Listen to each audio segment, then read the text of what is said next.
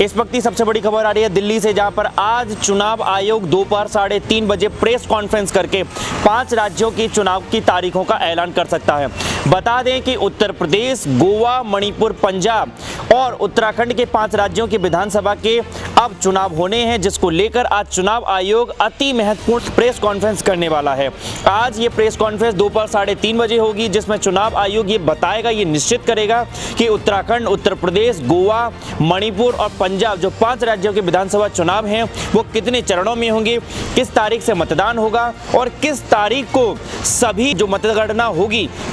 उसकी तारीख क्या निश्चित होती है। साथ में ही चुनाव आयोग अब ये निश्चित कर सकता है कि कोरोना को देखते हुए जिस तरीके से इलाहाबाद हाईकोर्ट ने चुनाव आयोग और साथ ही प्रधानमंत्री को भी अपनी एक बात पहुंचाई थी। उन्होंने ये कहा था कि जिस तरीके से कोरोना बढ़ रहा है उसको देखते हुए चुनावों की जो रैलियां लगातार बढ़ रही हैं, जिसमें जिस तरीके से पब्लिक गैदरिंग हो रही है उसको कम करने का प्रयास किया जाए। हालांकि सबसे बड़ी बात यह है कि कांग्रेस पार्टी ने अब अगले 15 दिन तक किसी भी प्रकार की बड़ी रैली को न करने का फैसला लिया है। साथ में ही उन्होंने ये कह दिया है कि अभी 15 दिन तक, साथ में ही आम आदमी पार्टी ये जो 3 दल हैं जिन्होंने ये घोषणा की है कि वो अभी ऑनलाइन वो मीटिंग्स करेंगे, ऑनलाइन रैली को चलाएंगे।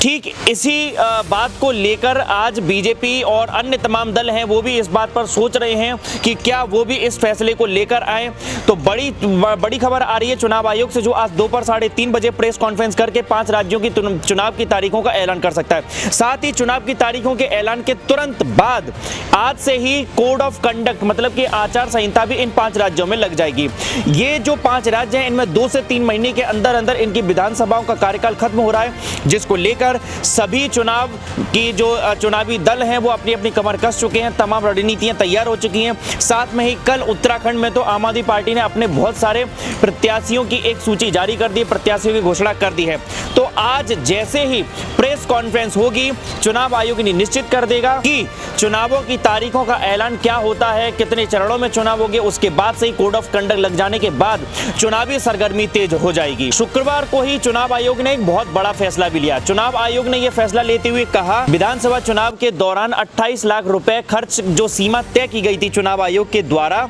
अब उसको बढ़ाकर 40 रुपए कर दिया गया है। मतलब कि अब जो प्रत्याशी हैं वो ज्यादा से ज्यादा खर्च कर सकेंगे, जो सीमा चुनाव आयोग ने निर्धारित कर रखी है। चुनाव आयोग ये बात भी तय कर सकता है, इस चीज को भी निश्चित कर सकता है कि कोरोना के मद्देनजर आखिर कौन से प्रतिबंध चुनाव आयोग लगा सकता है। साथ में ही चुनाव आयोग इस बात पर फैसला ले सकता है कि बूथ के अंदर सिर्फ और सिर्फ फुल्ली वैक्सीनेटेड और सोशल डिस्टेंसिंग और मास्क लगाकर ही लोग प्रवेश कर सकेंगे। साथ ही जिस तरीके से पिछली साल बंगाल के चुनाव हुए थे, मध्य प्रदेश की भी 20 विधानसभाओं के चुनाव हुए थे, उप विधानसभा चुनाव जो हुए थे निश्चित, उसमें चुनाव आयोग ने